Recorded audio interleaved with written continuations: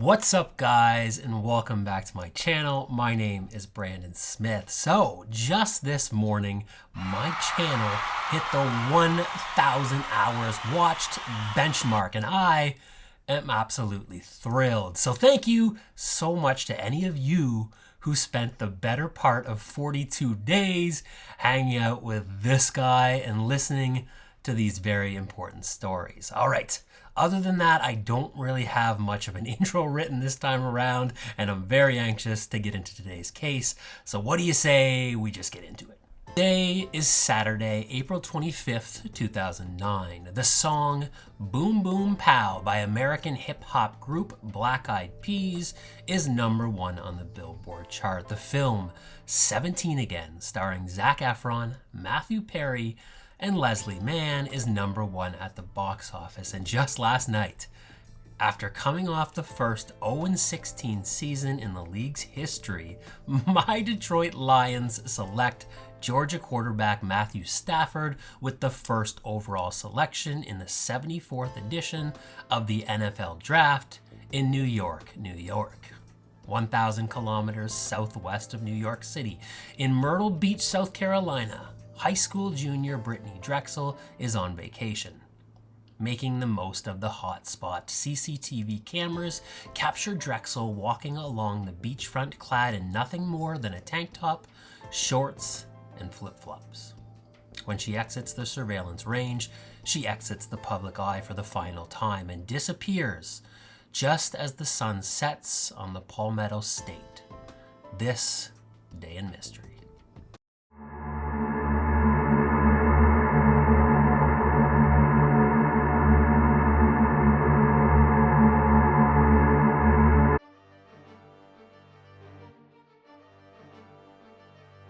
Saturday, April 25th, 2009, in Myrtle Beach, South Carolina, is sunny and pristine. With a daytime high of 24 degrees Celsius, the weather is as close to meteorological perfection as you can find. 17-year-old Brittanee Drexel is taking full advantage of the tropical climate.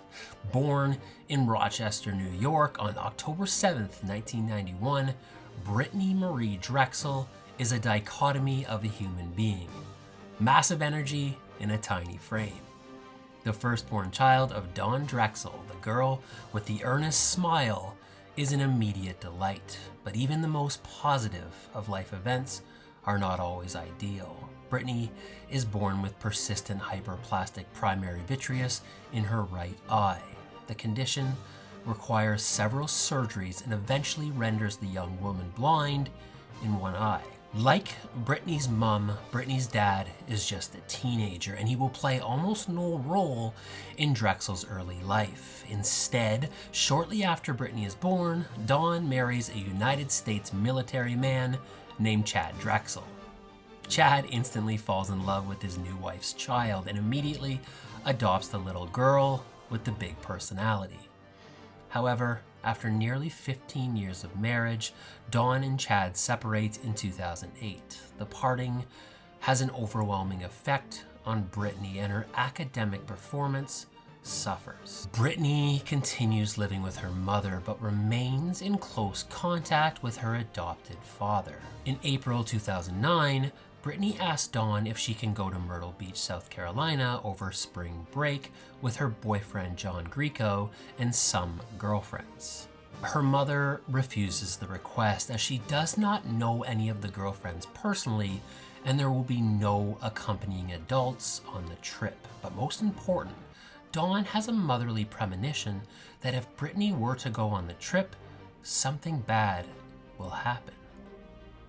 This denial is not met with understanding, and mother and daughter quarrel over the next several days. With dispute rife in the household, on April 22nd, the younger Drexel asked the elder Drexel for permission to go to a friend's house for a day or two to calm down.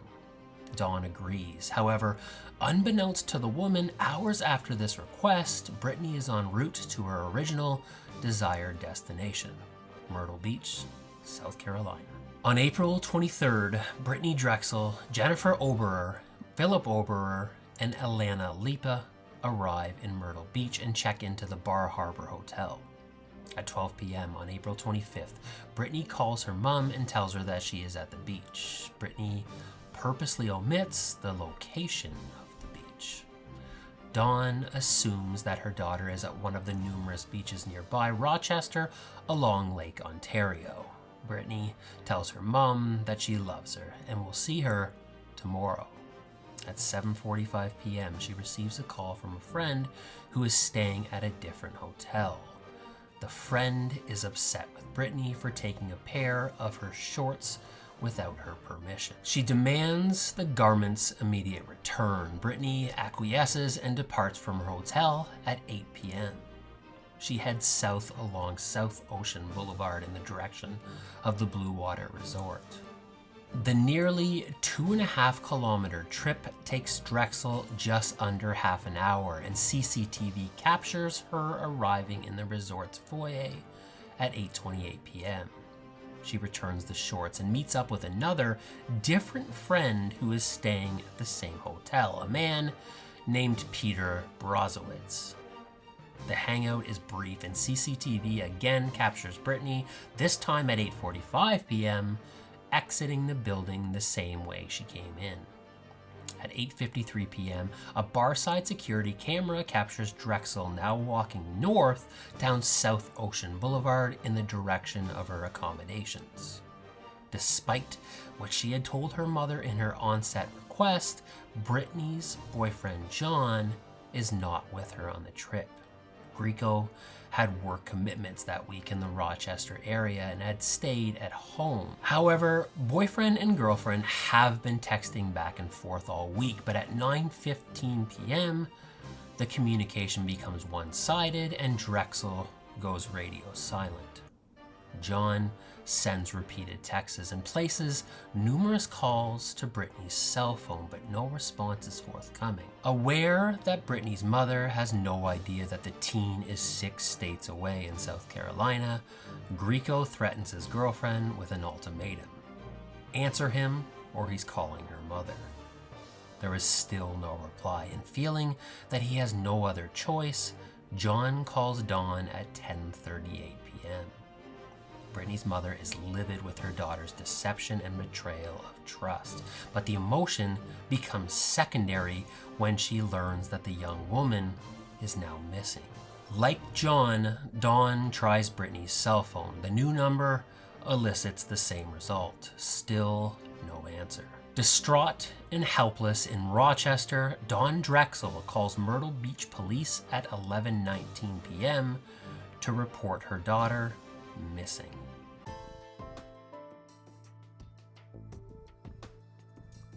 Police in the vacation hotspot that is Myrtle Beach, South Carolina, are not overly concerned in the beginning. They are very used to tourists getting a little carried away and becoming temporarily unreachable. However, when the morning comes and there is still no sign of Brittanee Drexel, they begin to reconsider and an investigation into her disappearance commences. They locate the security camera footage from the Blue Water Resort and track down the friends whom she had visited at the hotel. They determine that a man named Peter Brozowitz is the person Drexel had last been seen with before CCTV captured her leaving the resort. As is always the case in missing persons investigations, the last person to see the individual alive is the first person to be interviewed, and police contact the young man from Rochester. Peter Brozowitz is a 20-year-old nightclub promoter. He tells police that he knew Drexel from back home, but had no idea that she, like he, was vacationing in Myrtle Beach that week. The two had just happened to run into each other on April 24th at an area bar called Club Kryptonite. Brozowitz next saw Drexel on the beach the following morning and again at his hotel in the evening. Peter tells police that their interaction that night is brief, but the two discuss vague plans to meet up again sometime at a later date. He says that this is the last time he saw the young lady from New York State, and Brozowitz has no idea where she is now. Authorities next searched Drexel's hotel room. All of the clothes she had packed are accounted for, with the exception of the clothes she was last seen wearing on CCTV, indicating that Brittanee likely never made it back to her hotel room. Her purse and her cell phone are also absent. Police subpoena Drexel's phone records and discover an interesting history of movement. Shortly after sending the final text to her boyfriend on April 25th, network pings tracked the cell phone traveling south along US Route 17. The pings abruptly stop near the Georgetown-Charleston County line, 90 kilometers from Myrtle Beach, in the early morning hours of April 26th. This area and locations throughout Myrtle Beach are scoured for 11 straight days. Pam Drexel arrives on location and joins in on the police effort to locate her daughter. The Federal Bureau of Investigation are also enlisted in the search, but no one can find any trace of the missing high school junior, and where Brittanee Drexel is now remains a mystery.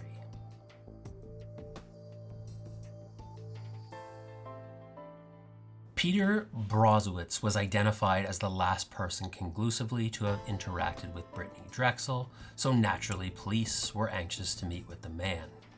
However, when detectives arrived at the Blue Water Resort to interview Peter Brozowitz, he was gone. Investigators instead met with the four individuals Peter was sharing a room with: Anthony Shimizi, Philip Watson, Keith Cummings, and Matthew Abrams. His former roommates told investigators that less than 5 hours after meeting with Drexel, Brozowitz abruptly checked out of his accommodations and drove through the night back to Rochester. Police were able eventually to contact Peter via telephone, and after detailing his interactions with Brittanee for police, he also confirmed the abrupt nature of his departure. The behavior was definitely suspicious, and when the media asked Myrtle Beach Detective Lieutenant Chuck Kapp if Brozowitz was considered a person of interest, the detective says that they currently do not have any persons of interest in the case, but confirms that no one has been ruled in or out. Further leading to scrutiny when Dawn reached out to Peter directly for help searching for her missing daughter, the focus of police inquiry simply said he wasn't a babysitter. In May of 2009, both Peter Brozowitz and Dawn Drexel appear on the Dr. Phil show. Their interaction is fractious to say the least. Dawn confronted Peter with accusations that he had told 3 different stories about his last interaction with Brittanee. She also told host Dr. Phil that Peter knows something and his behavior is fishy. Drexel asked Brozowitz if he knew that on that fateful night, Brittanee was walking that far from one hotel to the other and he was a gentleman, why he wouldn't walk her daughter to her hotel. Peter stated bluntly that he was on spring break and he didn't know Brittanee like that. Brozowitz believes that his name has been dragged through the mud unfairly by the media, and as a result, he has never spoke publicly about Brittanee Drexel after his appearance on the Dr. Phil show, but still insists that he doesn't know anything that anyone doesn't.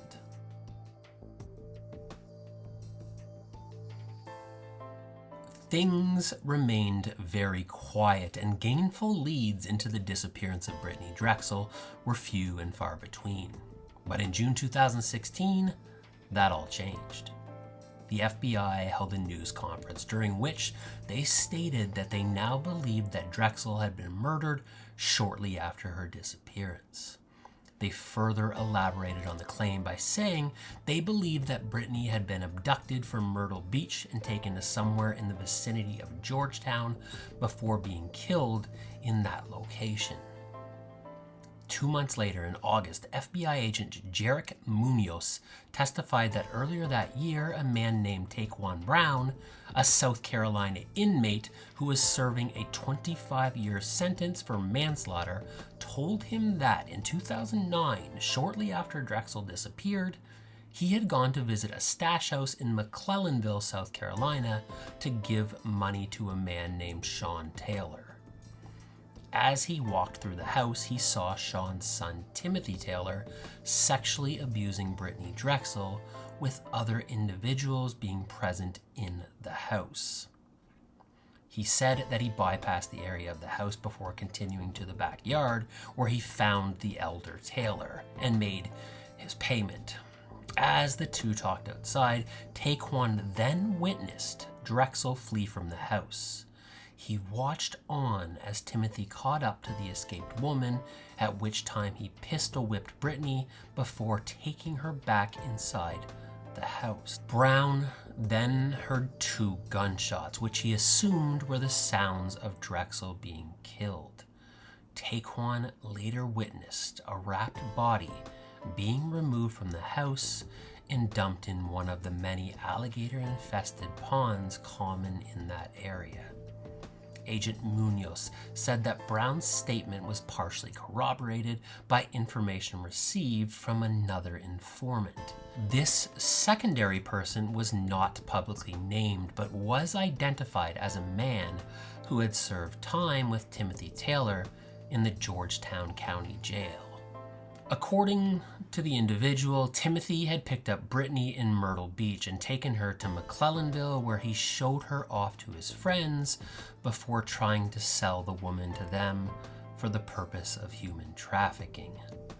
However, the friends had no interest in purchasing Brittanee. That makes me sick just even saying that. And when the case drew heavy media attention, Taylor decided to kill Drexel to avoid arrest. When confronted with the informant's allegations, Timothy Taylor denied the claims and said he had never met Brittanee Drexel and definitely had not killed her. In June 2017, Taylor was given a lie detector test, and when asked whether he had seen Drexel or if he knew who was involved in her disappearance, he responded no. The examiner determined that he was not being truthful. On October 7, 2016, on what would have been Brittanee Drexel's 25th birthday, Timothy Taylor appeared on the Dr. Phil show. In the hour-long broadcast, Taylor again reiterated his claims that he did not kidnap or kill Brittanee Drexel.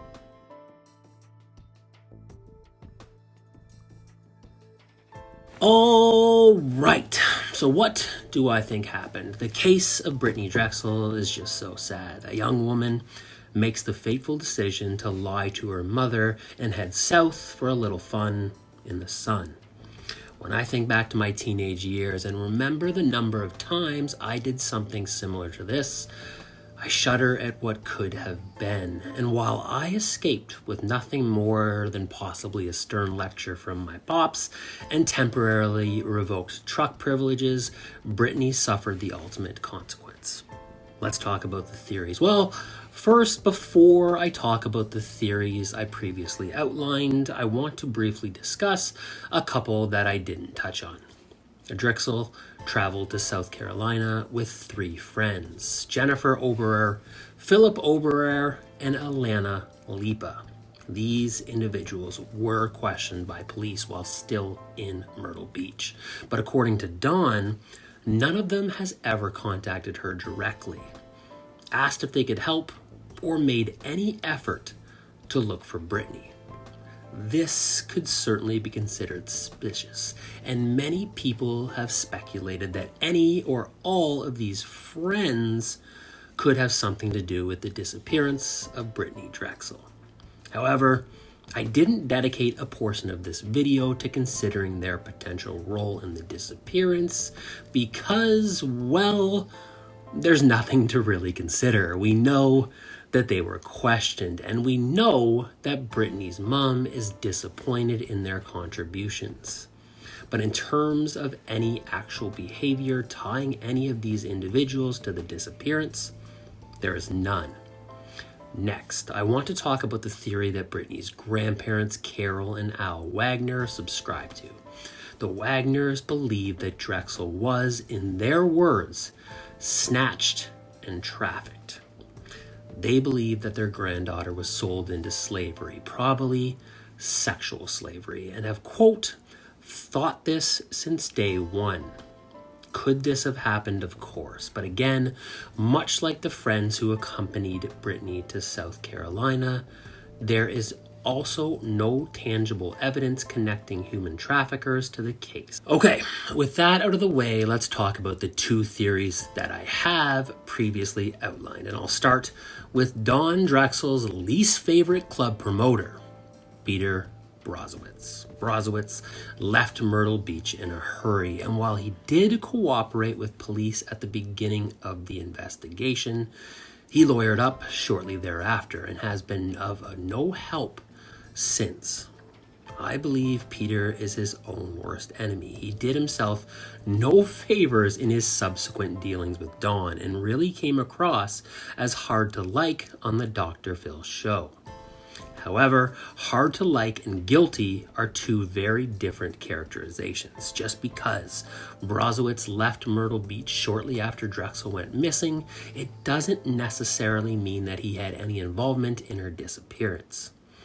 Peter could have been leaving abruptly for any number of reasons. Just off the top of my head, a fight with one of his roommates in South Carolina, a text from a girl he fancied back in Rochester, or maybe, just maybe, he snagged tickets to a Black Eyed Peas concert the following night and had to leave immediately in order to make it to the show.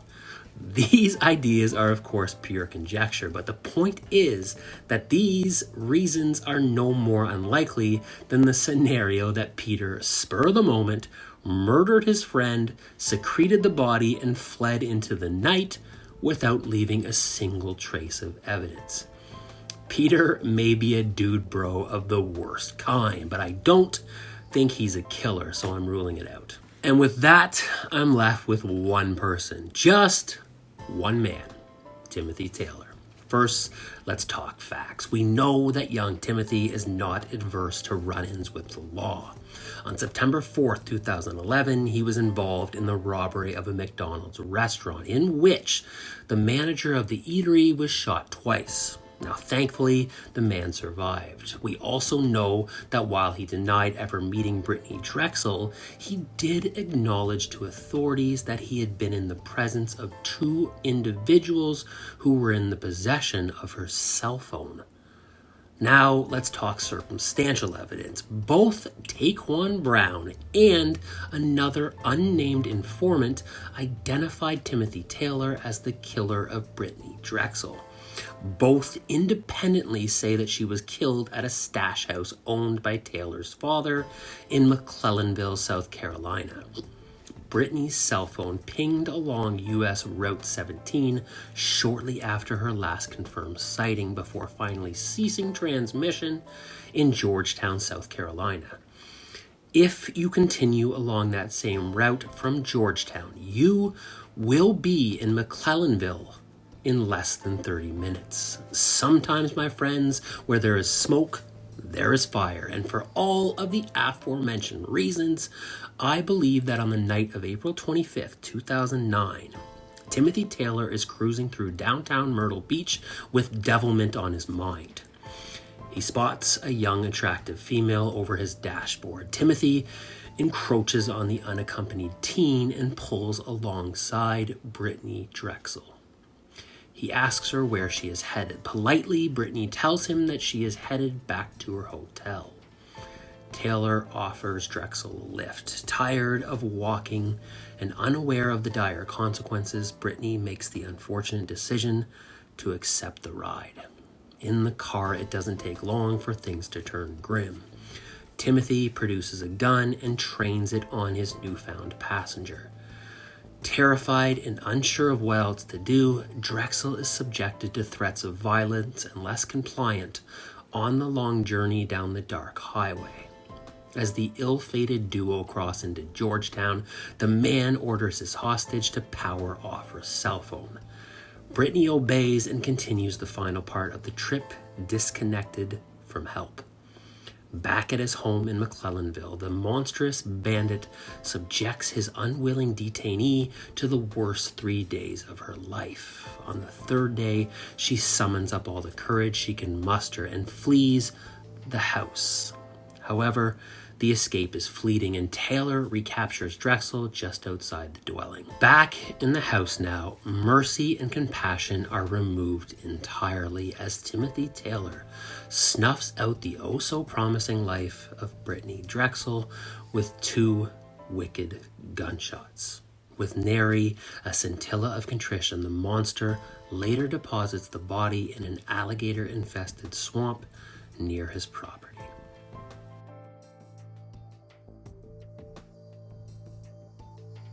In the years that have passed since her disappearance, Brittanee's mother, Dawn Drexel, has been an unrelenting force in the pursuit of justice for her daughter. The woman has gone as far as moving from Rochester, New York to Myrtle Beach, South Carolina, in an effort, as she puts it, to stay on top of law enforcement.